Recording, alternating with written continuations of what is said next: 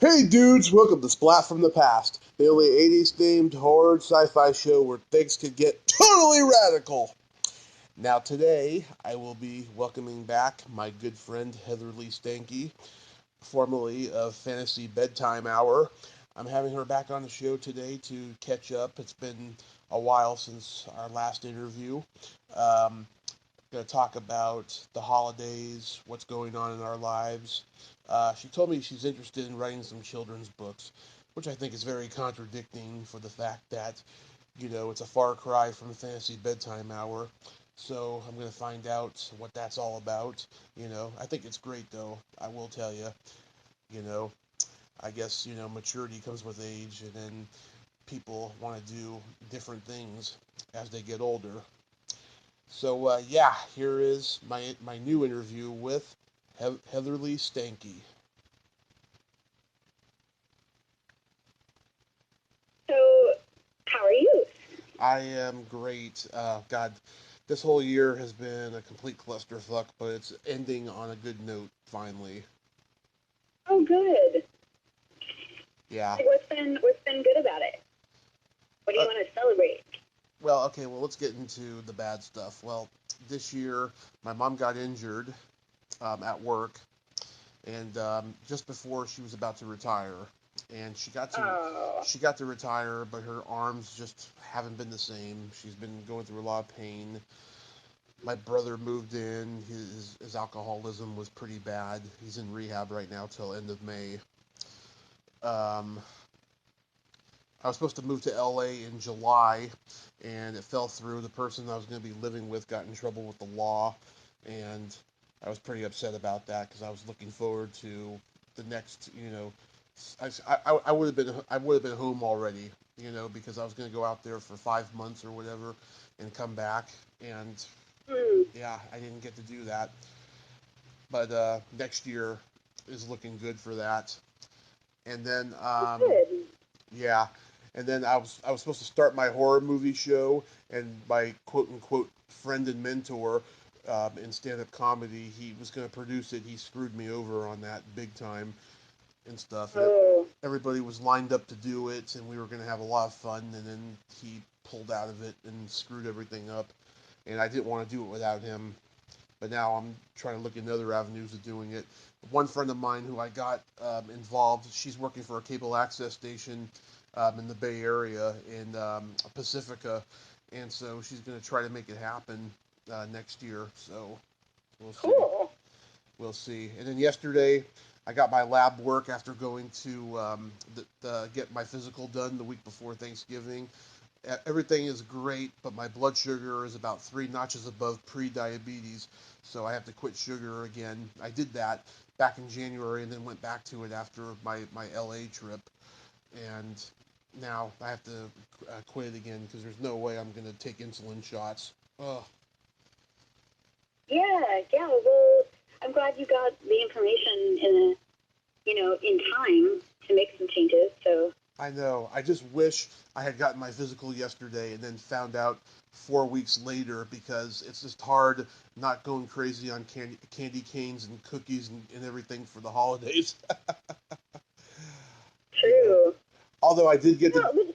Oh, go ahead. but here's the deal. Is like one of the things that I've tried to do just to not have as much sugar is to Yeah. take like an honest look at some of the sugary stuff out there. Hmm. Some of it's just crap.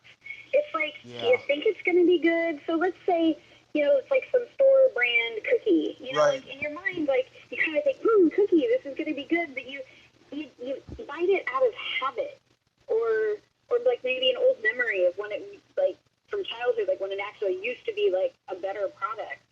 And sometimes they just kind of suck. And so I try to remind myself of that it's not as awesome as I think it's going to be. And then to save some moments or some, bites when I know it's going to be like an amazing thing, like somebody made a nice homemade cookie, or it's like maybe a bite of someone's cake instead of like having my own plate with cake. Right. It's like upping my game. Like I'll only eat a few bites of an amazing confection rather than like one or two super crappy cookies. Yeah. And too. I mean, I started pigging out at Thanksgiving time, so I guess it's over now after getting this news, and I'm okay with it. I had one candy cane last night to wean myself off of it, and I don't have any cravings for sugar. I kind of had a weird spiritual like revelation when I was in the doctor's office after I found this out. I started getting nauseous and sweating and lightheaded, and after the doctor brought me water, it all went away and I wasn't craving sugar anymore. Isn't that weird? So you might have been a little dehydrated, or Yeah, maybe a little nervous. yeah, Hmm. I agree. I was one of those things or all of it, you know. But so yeah, so the things that are looking good next year is that going to LA. My mom's friend was staying with us for a few months, a couple months ago, and he's going to give us his trailer and his RV trailer, and I can't wait.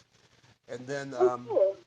yeah, then I submitted a panel to a convention in Concord, and I'm very confident it's going to get approved, and I should be hearing from them pretty shortly. Very cool. Yeah. Yeah, and I'm sorry to hear that things got really tough with your brother, but I'm glad he went to rehab. Some people, um, some people end up on the street. So I'm glad he had it within him to just go the rehab route. Yeah, he. It takes a little while to get your body and your mind right. Yeah, well, we had to have him arrested, and then he saw the light after the judge made his decision and everything, and so we're glad that he's starting to turn himself around. We're gonna go see him tomorrow. It's a family day orientation, and it's his birthday, so we're gonna Oh, okay, cool. go see him. Yeah. So yeah. I mean, things are looking up for next year, But yeah, so you told me in Messenger that you're thinking of writing children's books. Yeah. I was thinking about uh, around the topic of emotions and maybe empathy and maybe dealing with stuff so it's like a story about the animals dealing with stuff, but kid can read it or have it be read to them, and then Hmm. they have a little more idea of what it's like to grow up and be more self-expressed. Right. Like not having to hide any emotions. That all the emotions are okay, and you want to talk about stuff and you want to get stuff out rather than trying to keep everything so bottled up would be kind of the overview.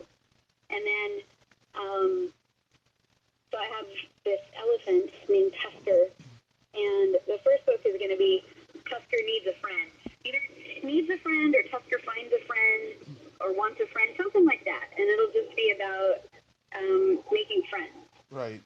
Like say when you want to like spark up a conversation or maybe get to know them better or like figure out like good criteria for good friends. Hmm. But that's like the essence of the first one, and there's still a lot of work to do.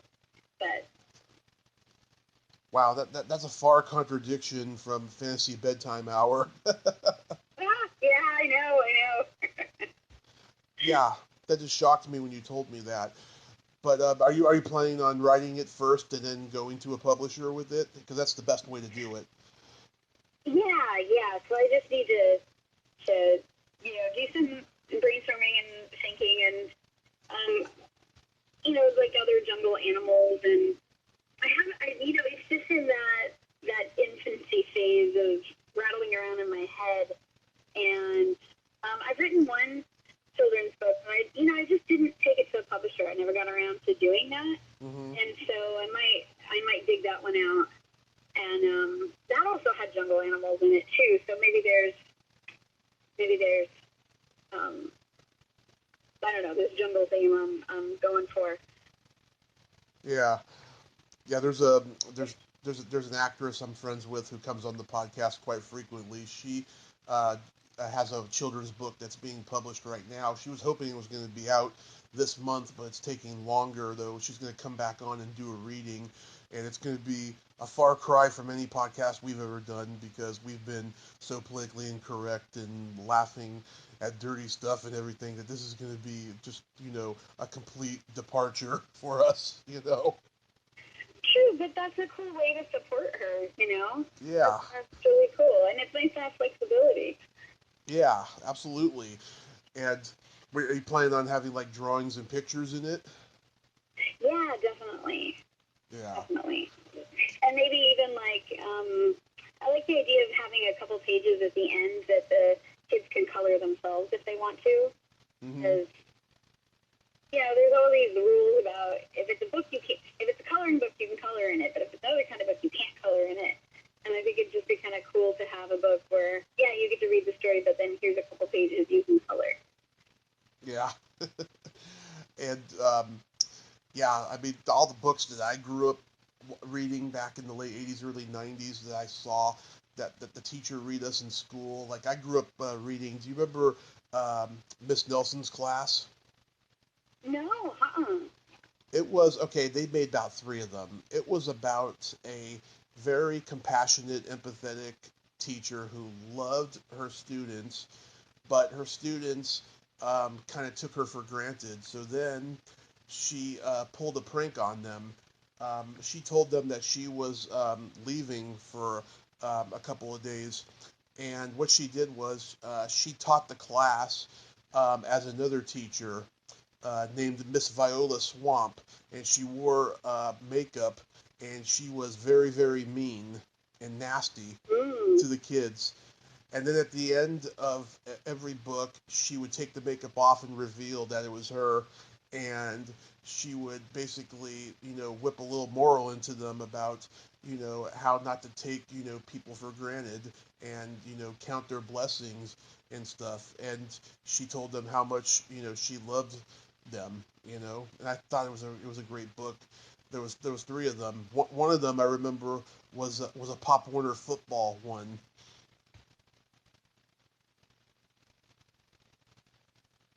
Oh, no, the phone just cut out.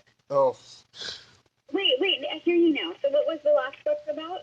oh, I said the last one was about Pop Warner football, and she plays Mrs. Swamp as a football coach in that one.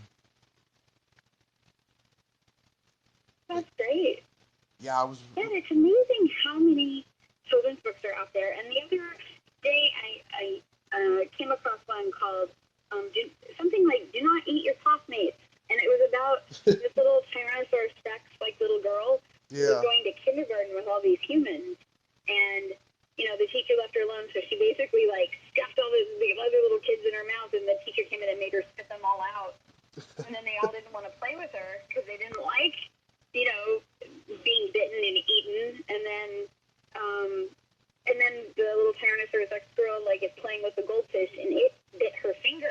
And so then she understood. She didn't like it, and so she understood why the other kids didn't like it. And then she was able to apologize to them and be their friend. And so that's the whole gist of the book. But the illustrations are amazing, and they're so funny. And it's one of those things that unless you actually have kids, you're not really exposed to a lot of the current or modern children's books. And some of them really are like a piece of art. I mean, it's kind of like a comic book, maybe, geared towards kids, but with funny writing and cleverness in them and just really pretty or unique illustrations. Yeah. So, I was thinking well, yeah, I don't have kids, and I don't know a lot of people right now that have kids, but it's if you think of them as art, it's it opens up a whole new world of really interesting and beautiful things to kind of take a look at. Yeah. Oh, and I also love, and I know this is not for kids, but I also love, have you ever heard the Go the Fuck to Sleep book? The what? What's it called? Oh my god, it's hilarious. It's called Go the Fuck to Sleep. Oh. And No. it's a children's book, but it's written for adults because it's all this rhyming, and it's oh my god, why won't you go the fuck to sleep? And on YouTube, you can look at it. Samuel L. Jackson does a reading of it. So good. Yeah. So good. Oh, I can imagine. I can just imagine him reading that. That's hilarious. Yeah. You can check that out tonight. It's really, really good. Yeah, I'm definitely going to. That's brilliant. And of course, I love Dr. Seuss books. Oh, yeah. Those were great. Man, he contributed a lot to this world through those books. I mean, I think, I know a lot of people that, there was one book like, The Places You'll Go, I think that's what it was called. Yes. And a lot of people, I remember being 18, and a lot of people were given that book when they were embarking on to college. Mm-hmm. So even though it was a children's book, I knew quite a few people whose family or parents gave them that book when they moved out. That was a good one. My personal favorites were The Cat in the Hat, How the Grinch Stole Christmas. Mm-hmm. God, I loved the one that has all the short stories, the Starbelly Sneetches. Oh, yeah. Yeah, I loved Green Eggs and Ham, of course. Um, there was I remember being disappointed by the foot book because since I was a little kid, I've had a foot fetish, and so I didn't like the pictures I saw of feet. Oh, because they were all like Dr. Seussy feet. They were. Oh yeah, they're furry. Yeah. And you're like, ew, hey, this isn't. They're like, yeah, they're the Who's, down in Whoville. Mm-hmm. And God, I actually there was this one. It got like a storybook reading. For one of those Dr. Seuss storybook, cartoon book flip things. It was called The Butter Battle, and I found out it was like the last story he ever wrote, like back in the mid '80s or something. It was a Cold War uh, metaphor for children. Oh, interesting. Yeah, yeah, there were some good ones. Also, the Lorax, love the Lorax.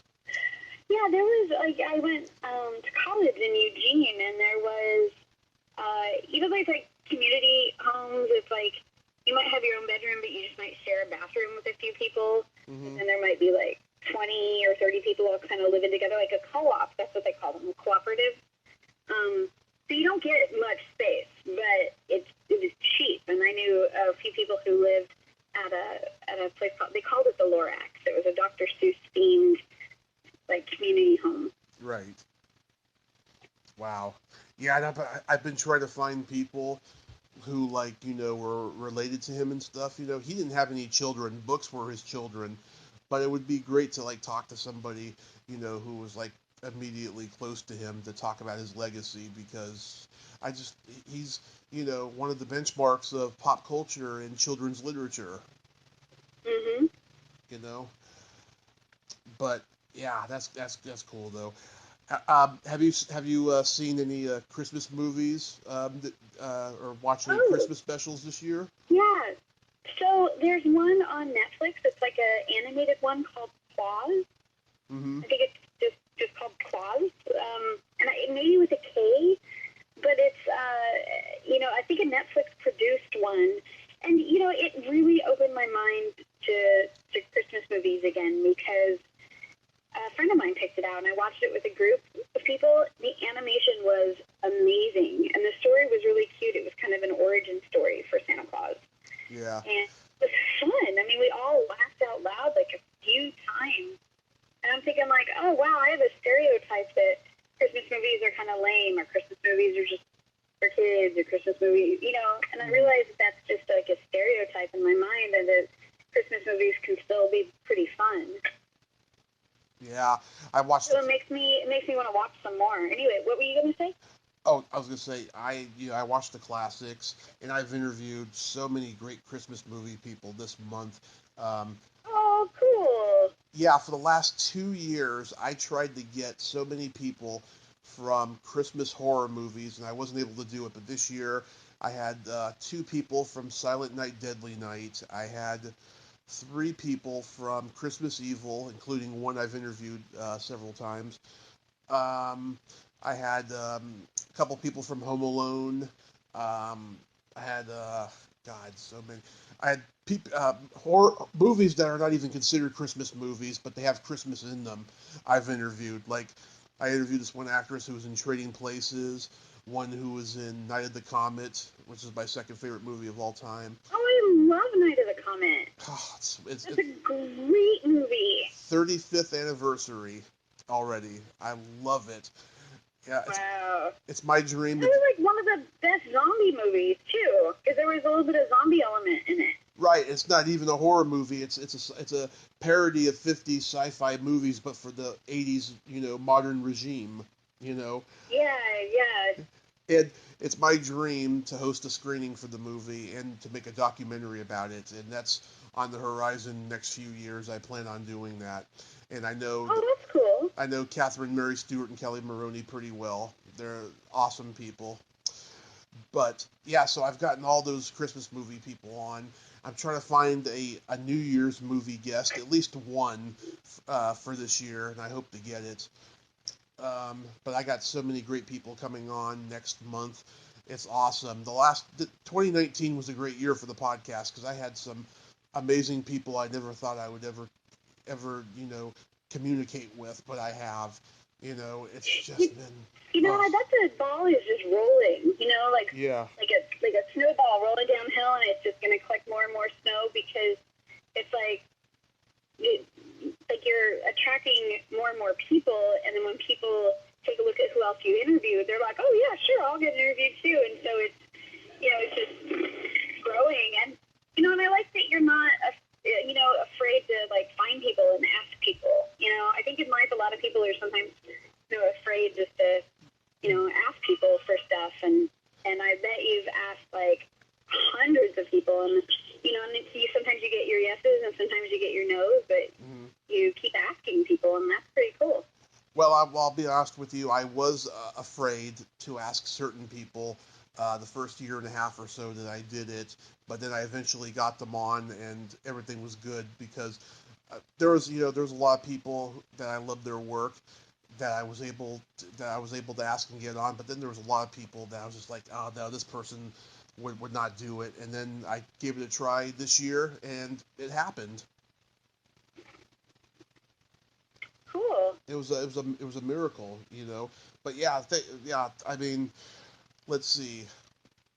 God, okay. Last year, I started out the year with how many interviews? Maybe 80. About 80 interviews under my belt last year. I ended the year with 347, and then this year I started with 348, and now I'm ending, 650-ish, something there. That's a lot, huh? Cool. Yeah. Yeah. That's a lot. Busy. Yeah. I mean, yeah, and I think, let's see, I've had 652 so far, 653, and there's maybe, I don't know, maybe 30 people or just under 30 people who have turned me down, and that's okay, but it was really heartbreaking in some cases. Some of them were jerks. Some of them, had health issues that prohibit them from talking. Oh, that reminds me. I wanted to get a guest from Gremlins on this month because it's the 35th anniversary of Gremlins, and one person who has been on, she's coming back on after Christmas because I asked her too late in the month, but like I couldn't get anybody from Gremlins on, and the guy who designed the Gremlins, oh God, it's so sweet and so sad. He turned me down because he's deaf in both ears now, and yeah, I would have loved to have talked to him. He also did Raiders of the Lost Ark and so many great fantasy adventure sci-fi movies in the 80s. It would have been great to talk to him. His name's Chris Wayless. Well, is he is he open to like a written interview, and then you could just I used to do that. Either have him answer the questions written, or he could answer the questions out loud. He could be reading them. Yeah, you could type live typing. Yeah, I used to do that. I used to do the email interviews, but now I don't anymore because I've built up such a cult following, and I've been, getting really good as an interviewer. It's just like I don't want to do that anymore. I just want to talk. Okay, okay. Yeah, I just want to talk flat out with them. It's either that or nothing now. You know, Okay, all right. yeah. I just, yeah, I had this porn star from like the '70s. Her name's Georgina Spelvin. She's the woman who gives the police captain a blowjob in Police Academy. In the podium. Oh, okay. Yeah. Yeah, I did an email interview with her because she said that. Yeah, I think she said she was shy or something, and she's in her 80s and she used to be a porn actress. How much of a contradiction is that? But Yeah. she was the first one I did it with, and then I did it with two other people, and then I was just like, I'm not going to do this anymore. I've gotten too good at interviewing. But one guest who broke my heart that I wanted on, I wanted the voice of Lucy from the Charlie Brown Christmas special. Aw. She's a librarian in Oregon, and she did an interview a couple years ago for a podcast, and she said that her school was pretty upset about it. And I listened to it, and I was like, "There's something bad on there that they can get upset about." It was a nice family-friendly interview, but I don't know. So I didn't get her, and I was pretty sad about that. And I wanted to get somebody from that special, and I found out most of them are all from San Mateo, my neck of the woods, and Oh, wow. I can't find any of them except her, and she was an L.A. Kid actor. I wonder what kind of connections we'll make down in LA. I've You made. might be able to do a couple in-person interviews. Oh yeah, well I'm gonna start a whole new podcast when I go to L.A. I'm gonna do an on-camera one. I was thinking about maybe getting a couch for the place that I stay at, and then just have someone sit on the couch with me and talk. You know, like all those comedians out there are doing, like Joe Rogan, Mark Maron, Theo Mm-hmm. Vaughn. They're all doing pretty good with those ones. Like I can do that. Sure. Do you have any good Christmas plans this year? Just heading to Oregon to see family. I've got grandparents that are still alive and Mm-hmm. living in a home, and they're in their 90s. So it'll just be nice to see them and connecting with some old friends. And I have this game that I'm going to bring that we can play where I think that it's kind of like charades for people who either don't like charades or aren't very good at charades. Right. Because everything you do, you pretend like you're a Tyrannosaurus Rex doing it, Mm-hmm. and that I think the only difference is the level of intensity at which you do the thing, and the idea of the game is to try to find people who are doing things at your level of intensity. And Mm-hmm. so then you reveal what the level of intensity is, and I think you get points by kind of matching up. So Mm-hmm. it just seems really silly. So I like that. Hopefully I'm going to play that with my friends. Nice. Yeah, we're gonna have a low key year. My mom, she's having a little procedure done on Monday, for her neck, and Mm-hmm. it's she'll be knocked out for 24 hours, but then she'll be able to make Christmas dinner. We're gonna have our traditional honey ham that we have every year, and then just I've been buying movies off of eBay, so I've been buying myself movies, for my own presents. So I'll be just, getting movies in the mail. And my mom bought me a new VCR because I've had this one since 2003 and it's on its last legs. So you're into VHS? Oh yeah, I mean I do have a DVD player too, but I love old VHS for sentimental reasons. Growing up in the late 80s, early 90s, having a VHS, I just have so many great memories of having certain movies on VHS. And Yeah, it's like, I hear you. Yeah, I remember getting, a VCR, and that was back when people were considering the Betamax or VCR, Right. and my parents, went with VCR, and there was a video store, I think it was called Hollywood Video, in our hometown, and when it opened up, there was so much space on the shelves. There'd be like a movie, and then like a foot apart, there'd be another movie, and then another foot apart, there'd be another movie, like front-facing, not even like books, but like front-facing. Right. And so there's all these sections and walls that, like, it was so sparse, but it was such a new thing, and you go in, and I think the first movie we ever rented was, I believe it was Trading Places. Yeah. Second, accept. I found a faster. Okay, sorry, my GPS told me they found me a slightly faster route, so I'm happy about that. But yeah, that was it was an awesome movie, and so we rented that, and Tron was on VHS. Love Tron.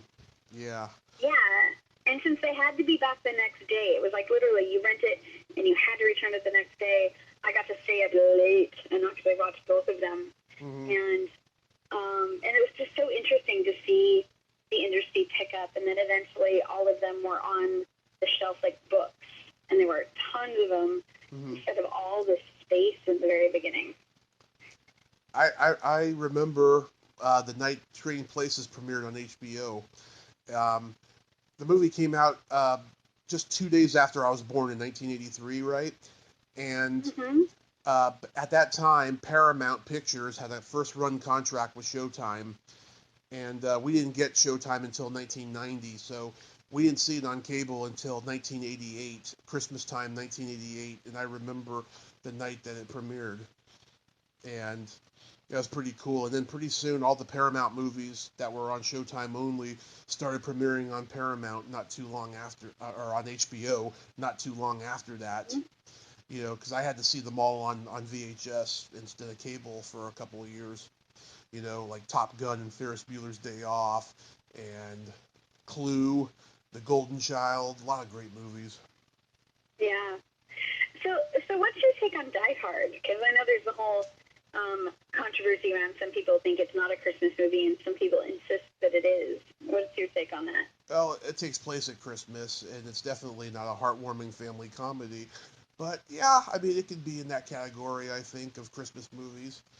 If you want to watch it at Christmas time, that's your right. And I actually interviewed somebody yesterday who was in it, and he was in Ernest Saves Christmas and the slasher movie Christmas Evil that I mentioned before. Oh, yeah. Yeah. And, I mean, I think Die Hard is a Christmas movie, sort of a Christmas movie, just as much as any other movies that have Christmas themes, but are not quite Christmas movies. I mean, he doesn't have to have Santa to be proven a Christmas movie, True.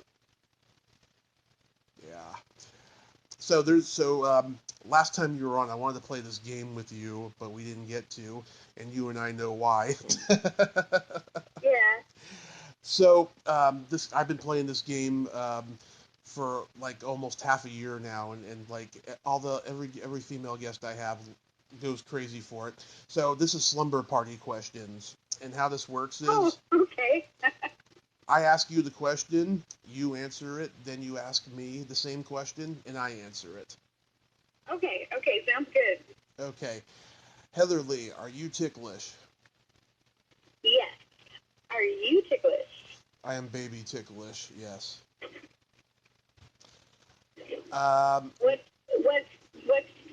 Where are you the most ticklish? God, let's see. My feet, my belly, anywhere in my face, neck region, pretty much. I think my feet are the most ticklish.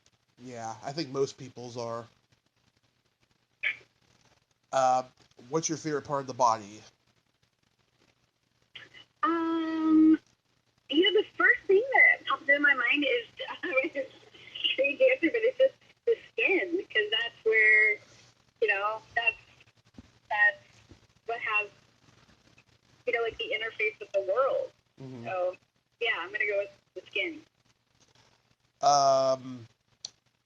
ask me. Oh yeah, sorry. What's your favorite part? The belly button. All right. Mm-hmm. What color are your toenails painted? Oh, I'm not wearing nail polish at the moment, but I like colors like rich colors like teal, blue, green, pink. I mean, I kind of switch it up sometimes. Right. And Are your toenails painted? no, last time they were purple with sparkles, but I don't do it in the wintertime. Maybe I should, for Christmas, maybe do red, gold, and green or something. But I Yeah. but I don't because no one's gonna see. But And you see them, and it makes you happy. yeah, it makes me kind of bored to look at them. And then my favorite question: is there a stinky smell that just makes you gag? Um, I mean, garbage most consistently, just really old garbage. Mm-hmm. Yeah.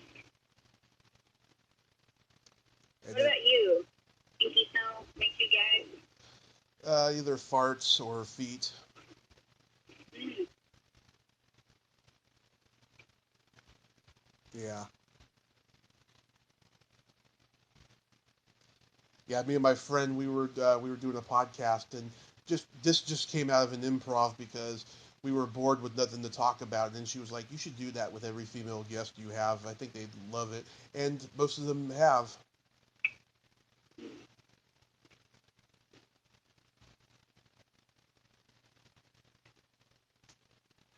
Cool. So what's the next question?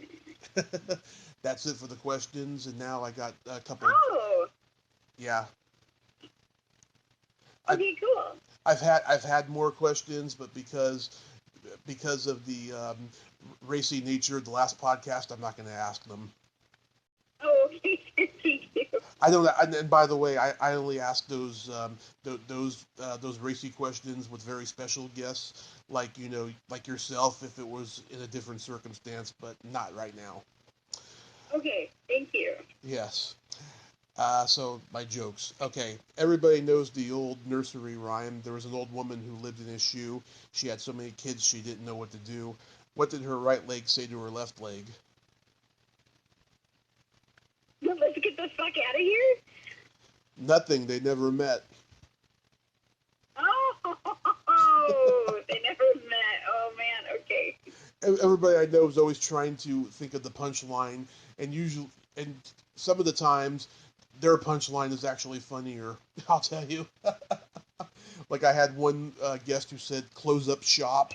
That's cute. That's cute. Yeah.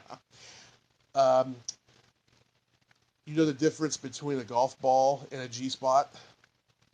No, what? It takes a man 20 minutes to find the golf ball.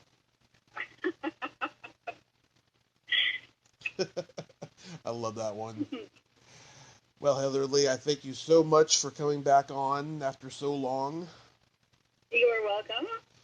Yes, and I hope your Christmas and your New Year is awesome. We'll talk again. All right. Yeah. Have a happy holidays. Best wishes to all your family. I hope your mom has, a successful procedure and that she feels even better when she's done. And I hope your brother really sticks to the rehab plan and that you all have better relationships with him in the future. Oh, thank you so much, and yeah, write those children's books and get them out there. Okay, I will. Okay, drive safely, have fun. All right. Thanks. Bye. Bye bye. Well, there you have it. Heatherly Stankey, ain't she a sweetheart? I love Heatherly. She's so fun and so optimistic. What a sweet girl. If you like this video, everyone, please subscribe to my YouTube channel. Add me as a friend on Facebook. Join my Tommy Kovac comedian page on Facebook. Follow me on Twitter and Instagram and all that fun stuff. Well, that's all the time we have this week on Splat from the Past. Until next time, this is Tommy Throwback Kovac saying, there's no shame in living in the past, because the present sucks. Later, dudes.